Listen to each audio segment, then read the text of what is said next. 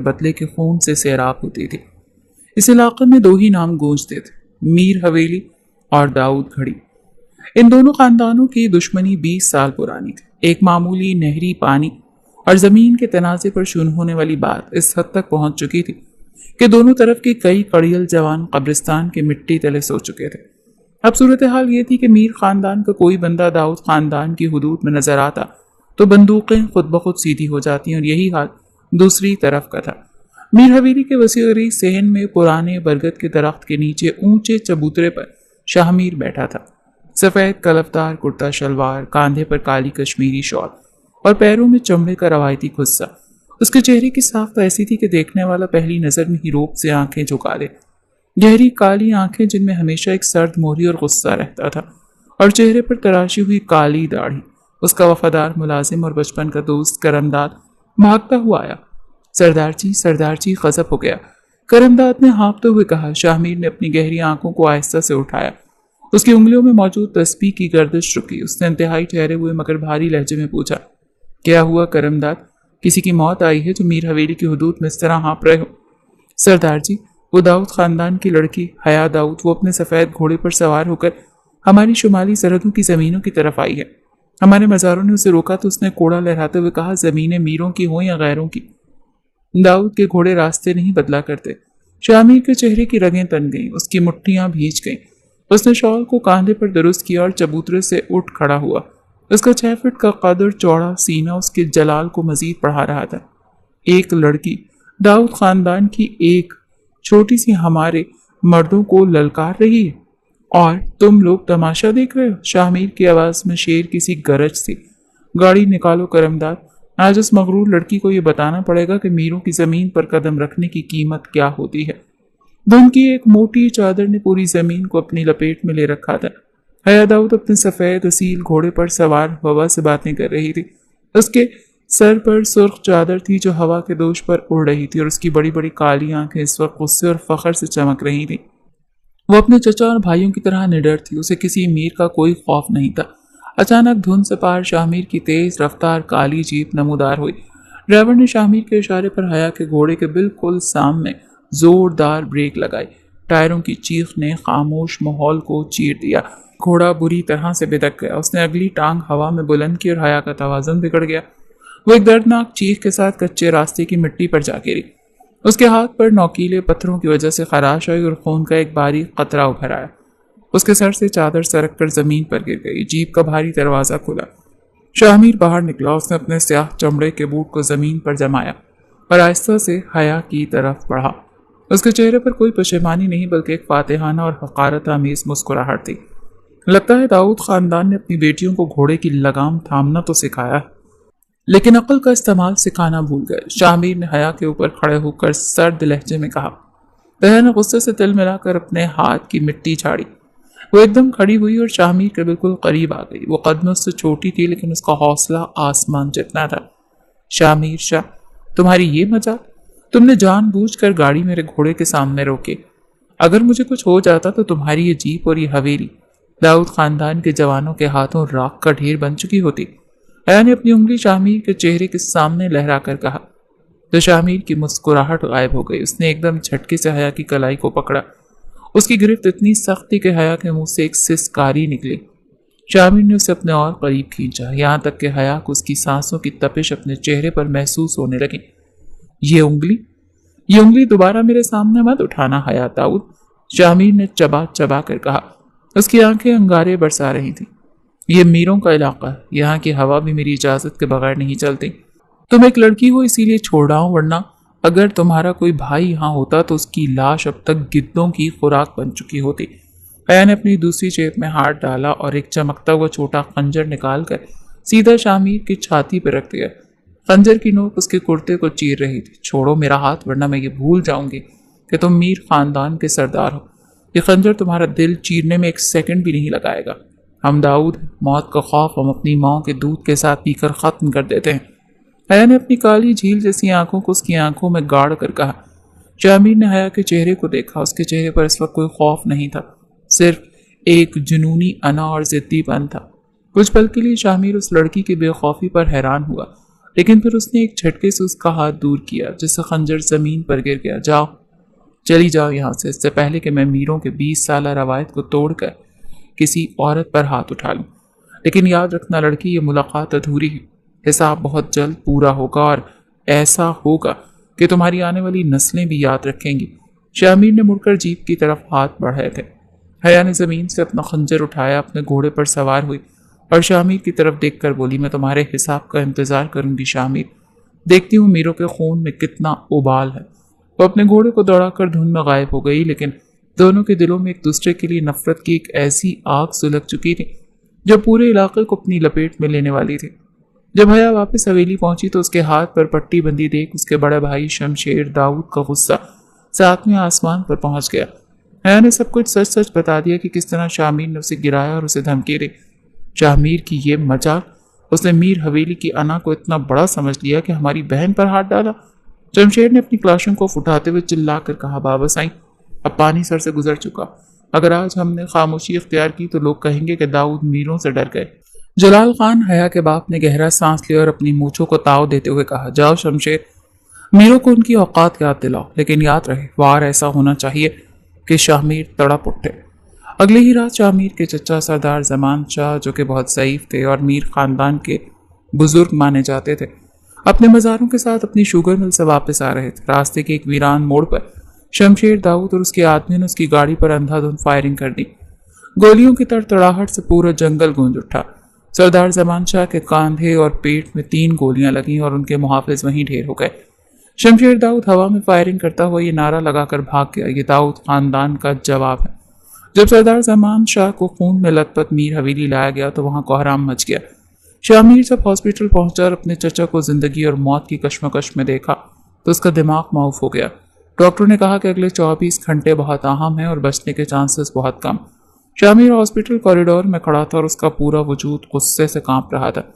उसकी आंखें जो पहले काली थी अब खून की तरह सुर्ख हो चुकी थी। उसने करमदाद का गिरेबान पकड़ा। करमदाद, गाड़ी निकालो और हवेली की तमाम बंदूक बरदारों को बेदार कर दो। आज कोई कानून नहीं चलेगा, आज सिर्फ शामिर का कानून चलेगा। उसकी आवाज में वो दीवानगी थी जिसे देख करमदाद का जिगर भी काम किया। सरदार जी, आप क्या करने वाले हैं? दाऊद गढ़ी पर हमला करना मतलब सीधी जंग। ये जंग उन्होंने शुरू की है करमदाद, अब इसका अंजाम मैं करूंगा। उन्होंने मेरे बुजुर्ग के खून से होली खेली है, मैं उनकी सबसे कीमती चीज छीन लूंगा। मैं दाऊद खानदान का गुरूर, उनकी इज्जत, हया दाऊद को उठा लाऊंगा। रात का पिछला पहर था और दाऊद गढ़ी पर गहरी खामोशी तारी थी। हया अपने कमरे की बालकनी में खड़ी ठंडी हवा के झोंकों में शामिर के चेहरे को याद कर रही थी, जिसकी आंखों में उसके लिए सिर्फ और सिर्फ जहर भरा था। उसे अपने भाई की कार्रवाई पर फख्र था, लेकिन दिल के किसी कोने में एक अजीब सा खौफ भी सर उठा रहा था। वो जानती थी कि शामिर शाह इस किस्म का इंसान नहीं था जो चुप बैठ जाए। अचानक एक जोरदार धमाके से हवेली का मरकजी लोहे का दरवाजा टूटकर जमीन पर आ गिरा। फायरिंग की तड़तड़ाहट से रात का सुकूत यकसर बदल गया। शामिर शाह आया, बाहर निकलो। जलाल खान, करमदाद की आवाज़ लाउड स्पीकर पर गूंजी। हया का दिल तेजी से धड़का। वो भागती हुई नीचे सहन की तरफ आई। वहां मंजर इंतहाई खौफनाक था। मीर खानदान के 50 से ज्यादा मुसल्लह जवानों ने दाऊद गढ़ी को चारों तरफ से घेर रखा था और उनके दरमियान शामिर शाह खड़ा था। उसके हाथ में खुदकार राइफल थी और चेहरे पर मौत की जैसी सख्ती। जलाल खान और शमशेर दाऊद अपने मुहाफिजों के साथ बंदूकें ताने बाहर निकले। शामिर, तुम्हारी ये मजाल कि तुम दाऊद गढ़ी के अंदर पैर रखो, तुम यहाँ से जिंदा वापस नहीं जाओगे। शमशेर ने चिल्लाकर कहा। राइफल का रुख शामिर की तरफ किया, लेकिन इससे पहले ये शमशेर ट्रिगर दबाता शामिर ने पलक झपकने में अपनी राइफल का रुख बदला और शमशेर के दाएं बाजू पर गोली मार दी। गोली शमशेर के गोश्त को चीरती हुई निकल गई और उसकी बंदूक हाथ से छूट कर गिर गई। शमशेर दर्द से कराहता वह घुटनों के बल बैठ गया। शमशेर, हया चिल्लाई और अपने भाई की तरफ भागी, लेकिन शामिर ने एकदम आगे बढ़कर हया के लंबे बालों को पीछे से दबोच लिया और उसे एक झटके से अपने सीने से लगा लिया। उसने अपनी पिस्टल निकाली और सीधी हया की कनपट्टी पर रख दी। एक कदम भी आगे मत बढ़ाना जलाल खान, वरना अपनी इस लाडी के दिमाग के चीथड़े उड़ते देखोगे। शामिर की खौफनाक गरज ने सबको सांप सूंघा दिया। तमाम औरतें अंदर दुबकी बैठी थीं। शामिर, मेरी बेटी को छोड़ दो, जो दुश्मनी है मर्दों की, औरत को बीच में मत लाओ। जलाल खान की आवाज़ में पहली बार बेबसी झलकी। शामिर ने हया के बालों पर अपनी गिरफ्त मजीद सख्त की, जिससे हया का चेहरा ऊपर उठ गया और उसकी काली झील जैसी आंखें शामिर की सुर्ख अंगारा आंखों के बिल्कुल सामने आ गईं। हया दर्द और गुस्से से तड़प रही थी, लेकिन उसने रोना नहीं सीखा था। मेरे बुजुर्ग हॉस्पिटल में जिंदगी और मौत की जंग लड़ रहे हैं। जलाल खान, तुमने हमारे घर का सुकून बर्बाद किया। अब मैं तुम्हारे घर की इज्जत उठाकर ले जा रहा हूँ, शामिर ने सर्द लहजे में कहा। लेकिन मैं कोई चोर नहीं जो इसे अगवा करके लेके जाए। मैं इसे एक कैदी बनाकर ले जाऊंगा, लेकिन दुनिया की नज़र में ये मेरे खानदान की बहू बनेगी। क्या बकवास कर रहे हो शामिर? मैं मर जाऊंगी पर तुम जैसे दरिंदे से कभी शादी नहीं करूंगी, हया ने उसके चुंगल में तड़पते हुए कहा। शामिर ने उसके कान के पास झुककर इंतहाई धीमी और जहरीली आवाज में कहा, तुमसे पूछ कौन रहा है हया दाऊद? तुम्हारे पास तो दो ही रास्ते हैं जलाल खान, या तो अभी इसी वक्त मौलवी साहब को अंदर बुलाओ और इस मगरूर लड़की का निकाह मेरे नाम करो, या फिर कल सुबह अपने जवान बेटे शमशेर की लाश का तोहफा वसूल करो। फैसला तुम्हारा है। उसकी आवाज़ में जख्मी शेर की धाड़ थी। जलाल खान अपने जख्मी बेटे को देखा जो खून में लथपथ पड़ा था, और फिर अपनी बेटी को देखा जो उसी कैद में थी। मीरों के जवानों ने हर तरफ से उन पर बंदूकें तान रखी थी। दाऊद खानदान इस वक्त मीर शाहमीर के जाल में पूरी तरह फंस चुका था। मौलवी साहब को बुलाओ, जलाल खान ने हारे हुए लहजे में सर झुकाकर कहा। हया की आंखों से पहली बार बेबसी के आंसू टपक पड़े। उसने शाहमीर की तरफ देखा, जो एक फातिहाना और जालिमाना मुस्कुराहट के साथ उसे देख रहा था। रात के अंधेरे में बंदूकों के साए तले दाऊद घड़ी के सहन में हया दाऊद का निकाह शामिर शाह से पढ़ा दिया गया। हया ने रोते हुए अपनी अना को मिट्टी में मिलते देखकर दस्तखत किए। निकाह के फौरन बाद शामिर हया को बाजू से पकड़कर अपनी जीप की फ्रंट सीट पर पटक चुका था। जीप तेज रफ्तारी से मीर हवेली की तरफ रवाना हुई। पूरी राह हया ने एक लफ्ज नहीं कहा, वो बस खिड़की से बाहर देखती रही। उसके दिल में शाहमीर के लिए नफरत की आग अब लावे की शक्ल इख्तियार कर चुकी थी। जब वो मीर हवेली पहुंचे तो शाहमीर ने उसे खींचकर हवेली के सबसे ऊपरी हिस्से में वाक़ अपने वसी कमरे में लाकर फेंक दिया। कमरा शाहमीर की शख्सियत की तरह स्याह और सफ़ेद रंगों का था, जहाँ कोई शोख रंग नहीं था। ये तुम्हारी नई दुनिया है हया दाऊद। माफ़ कीजिएगा हया शाहमीर शाह। शाहमीर ने अपनी शॉल उतार कर बेड पर फेंकते हुए तंजिया कहा। हया खड़ी हो गई। उसने अपने आंसू पहुंचे और शाहमीर के बिल्कुल सामने आकर खड़ी हो गई। उसकी आंखों में अब खौफ की जगह एक शैतानी चमक थी। तुमने मेरे जिस्म पर तो अपना नाम लिखवा लिया शाहमीर, लेकिन याद रखना इस हवेली में अब तुम्हारी मौत का सामान तैयार होगा। मैं तुम्हारी जिंदगी को वो जहन्नुम बनाऊंगी कि तुम खुद मुझसे मौत की भीख मांगोगे, हया ने चैलेंजिंग लहजे में कहा। शाहमीर एकदम आगे बढ़ा।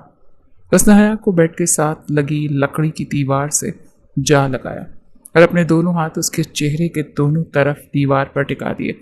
उनके दरमियान अब 1 इंच का फासला भी नहीं था। हया को शाहमीर के दिल की धड़कन साफ सुनाई दे रही थी। मैं जहन्नुम से नहीं डरता हया, मैं खुद उस आग का सरदार। तुम मीर हवेली की सरदारनी बनकर नहीं आई, तुम यहाँ एक कैदी बनकर आई। जब तक मेरे चचा हॉस्पिटल से सही सलामत वापस नहीं आते, तुम इस कमरे से बाहर कदम भी नहीं रखोगी, शामिर ने उसकी आंखों में झांकते हुए कहा। उसकी नजरें कुछ पल के लिए हया के सुर्ख कांपते हुए लबों पर टिक गईं, जहां एक अजीब सा तनाव था। हया ने उसके सीने पर अपने दोनों हाथ रखकर उसे पीछे धकेलने की कोशिश की। दूर हटो मुझसे, मुझे तुमसे घिन आती है। शाहमीर ने उसकी दोनों कलाइयां पकड़कर उसके सर के ऊपर दीवार से लगा दी और उसके चेहरे के ऊपर करीब हो गया। इस बार उसके लहजे में गुस्सा नहीं बल्कि एक अजीब सी दीवानगी और खुमार था। घिन आती तो फिर इस घिन के साथ जीने की आदत डाल लो बेगम साहिबा, क्योंकि अब शामिर शाह तुम्हारी जिंदगी का वो सच है जिसे तुम चाहकर भी नहीं बदल सकती। उसने हया की कलाइयों को छोड़ा, उसके गाल पर अपनी उंगली की पुश्त को आहिस्ता से फेरा। एक ऐसा लम्स जिसने हया के पूरे वजूद में करंट दौड़ा दिया। उसका दिल जोरों से धड़क उठा। शाह मुड़कर कमरे से बाहर निकल गया। दरवाज़ा बाहर से लॉक कर दिया। हया वहीं फर्श पर बैठ गई, अपने गाल को छूते हुए, जहां शाहमीर का लम्स अभी भी चल रहा था। और उसने सोचा कि ये कैसी दुश्मनी थी जिसमें नफरत के साथ साथ एक अजीब सा जुनून भी शामिल हो रहा था। 1 हफ्ता गुजर चुका था। शाहमीर के चचा की हालत अब खतरे से बाहर थी, लेकिन शाहमीर ने हया को आज़ाद नहीं किया। वो रोज़ रात को कमरे में आता, दोनों के दरमियान लफ्जी जंग होती, लेकिन इस जंग के पीछे भी एक अलग ही कहानी जन्म ले रही थी। शाहमीर हया की निडरता का असीर होता जा रहा था और हया शाहमीर की छुपी हुई सच्चाइयों को देख रही थी। एक रात हवेली में शदीद तूफान आया, बिजली चली गई और खिड़कियों के शीशे तेज हवा से बजने लगे। हया को बचपन से अंधेरे और बिजली की कड़क से खौफ आता था। वो कमरे के कोने में घुटनों में सर दिए बैठी थी। अचानक दरवाज़ा खुला। शाहमीर हाथ में मोमबत्ती लिए दाखिल हुआ। उसने देखा कि हया खौफ से कांप रही है। उसका सारा गुस्सा एक पल में गायब हो गया। वो जल्दी से हया के पास फर्श पर बैठा। उसने मोमबत्ती एक तरफ रखी और हया के कांधों पर हाथ रखा। हया, क्या हुआ? शाहमीर की आवाज़ में पहली बार वो नरमी थी जो हया ने कभी नहीं सुनी। हया ने जैसे शाहमीर को देखा, वो अपने सारे गुस्से और नफरत को भूल कर एकदम शाहमीर के सीने से जा लगी और उसके कुर्ते को मजबूती से पकड़ लिया। शाहमीर, मुझे अंधेरे से डर लगता है, प्लीज़ मुझे अकेला मत छोड़ना, हया ने रोते हुए कहा। शाहमीर का पूरा वजूद चल हो गया। उसने अपनी बाहें हया के गिर्द फैलाईं और उसे अपने सीने में छुपा लिया। उसने हया के सर पर अपने लब रखकर उसे तसल्ली देने लगा। हया की कब आंख लगी, कब वो बेखबर उसकी पनाहों में सिमट कर सोई, उसे कुछ खबर न हुई। उस रात मीर और दाऊद की 20 साला दुश्मनी इस अंधेरे कमरे में मोमबत्ती की धीमी रोशनी में पिघल रही थी। दोनों को एहसास हो रहा था कि वो एक दूसरे से जितनी नफरत करते थे, अब उनके दिलों में इतनी ही शदीद दीवानगी और मोहब्बत जन्म ले चुकी थी। तूफान वाली रात के बाद से मीर हवेली के इस कमरे की हवा बदल चुकी थी। सुबह होने पर हया को इस बात पर खुद से शदीद गुस्सा था। वो एक कमज़ोर लम्हे में अपने सबसे बड़े दुश्मन के सीने से जा लगी थी, जबकि शामीर के दिल में हया की मासूमियत ने एक अजीब सा तलातुम बर्पा कर दिया था। वो जितना हया को तकलीफ देना चाहता था, अब उतना ही उसकी तरफ खिंचता चला जा रहा था। हया बेड पर बैठी अपने लंबे बालों को सुलझा रही थी कि शामीर कमरे में दाखिल हुआ। उसके हाथ में एक चमकता हुआ चांदी का थाल था जिसमें नाश्ता रखा था। खा लो इसे, मैं नहीं चाहता कि तुम्हारे घर वाले ये कहें कि मीरों ने उनकी बेटी को भूखा मार दिया, शामीर ने थाल साइड टेबल पर रखते हुए सर्द लहजे में कहा, लेकिन उसकी नजरें हया के चेहरे पर थम गई जो सुबह की धूप में गुलाब की तरह चमक रहा था। हया ने अपने बाल एक तरफ झटके और हकारत से थाल को देखा। मुझे भूख नहीं। शामीर शाह, ये खाना ले जाओ यहाँ से। हया, दाऊद अभी इतनी कमज़ोर नहीं पड़ी जो तुम्हारा लाया खाए, हया ने जिद होकर कहा। शामीर के अब्रू तन गए। वो चंद कदम चलता हुआ हया के बिल्कुल पास आया और बेड पर उसके सामने झुक गया। उसने एक हाथ से हया की ठोड़ी को मजबूती से दबोचा और उसका चेहरा ऊपर उठाया, इतना कि अब दोनों के चेहरे बहुत करीब थे। गर्म सांसें एक दूसरे के चेहरे को झुलसा रही थी। मैंने मोहब्बत से देना नहीं सीखा हया, ना ही मैं इनकार सुनने का आदी हूँ। अब तुम सीधी तरह खाओगी या मैं अपना तरीका इस्तेमाल करूँ? शामिर ने अपनी गहरी भूरी आंखों को हया के लबों पर जमाते हुए कहा। तुम सिर्फ ज़बरदस्ती करना जानते हो। दबाओ मेरा गला, मार दो मुझे, लेकिन मैं नहीं खाऊंगी। हया ने जिद्दीपन से उसकी आंखों में देखा। शामिर की आंखों में एक शरारती और जुनूनी चमक उभरी। ज़बरदस्ती? चलो फिर तुम्हें दिखाता हूँ कि शामिर की ज़बरदस्ती कैसी होती है। उसने ठोड़ी से हाथ उठाया, थाल से एक सेब का टुकड़ा उठाया और ख़ुद अपने दांतों में दबा लिया। इससे पहले कि हया कुछ समझ पाती, शामिर ने झुककर अपने लब हया के होंठों पर रख दिए और वह टुकड़ा उसके मुंह में मुंतकिल करने लगा। हया की आंखें हैरत और शिद्दत से फैल गईं। उसके पूरे वजूद में जैसे आग लग गई। शामिर के लबों का गर्म लम्स उसके अपने लबों पर इतनी शिद्दत से जमा था कि उसका सांस रुकने लगा। हया ने उसके शाने पर हाथ रखकर उसे पीछे धकेलना चाहा, लेकिन शामिर का चौड़ा सीना एक चट्टान की तरह था जो उसे अपने हिसार में लिए हुए था। कुछ सेकंड्स की इस दीवानगी के बाद शामिर आहिस्ता से पीछे हटा। उसके लबों पर एक फातिहाना और गहरा खुमार था, जबकि हया का चेहरा शर्म और गुस्से से सुर्ख हो चुका था और वो बुरी तरह से हाँप रही थी। अगली बार इनकार किया तो सज़ा इससे भी ज़्यादा शदीद होगी। शामिर शाह की सरदारनी। शामिर ने अपनी उंगली से हया के गाल को छूते हुए कहा और कमरे से बाहर निकल गया, जबकि हया अपने कांपते हुए लबों पर हाथ रखे उसे जाता देखती रही। उसका दिल इतनी तेज़ी से धड़क रहा था जैसे पसलियों से बाहर निकल जाएगा। कुछ देर बाद मीर हवेली में एक बड़ी पंचायत का इनेकाद हुआ। चूँकि शामिर के चचा अब ठीक होकर घर आ चुके थे, इसलिए इलाके के दीगर वडेरे और सरदार इस खानदानी दुश्मनी को ख़त्म कराने के लिए जमा हुए। जलाल खान हया के बाप भी अपने आदमियों के साथ वहाँ मौजूद थे, लेकिन शमशेर दाऊद अपने ज़ख्मों की वजह से नहीं आया। शामिर ऊंचे चबूतरे पर बैठा था और हया को भी हवेली की ख़वातीन के साथ ऊपरी मंजिल के झरोके से ये सब देखने की इजाज़त थी। पंचायत के दौरान एक और करीबी गांव के नौजवान सरदार ज़रियाब खान ने, जो हया को बचपन से पसंद करता था और उससे शादी का ख्वाहिशमंद था, शामिर को मुखातिब किया। सरदार शामिर शाह, तुमने बंदूक के ज़ोर पर दाऊद खान की बेटी से निकाह तो कर लिया, लेकिन याद रखो ज़बरदस्ती के रिश्ते दिलों को नहीं जोड़ते। अगर तुम में गैरत है तो हया को आज़ाद करो, वो मीरों की हवेली के कैदी बनने के लायक नहीं, ज़रियाब ने ललकारते हुए कहा। झरोके के पीछे खड़ी हया ने देखा कि ज़रियाब की ये बात सुनते ही शामिर के चेहरे का रंग बदल गया।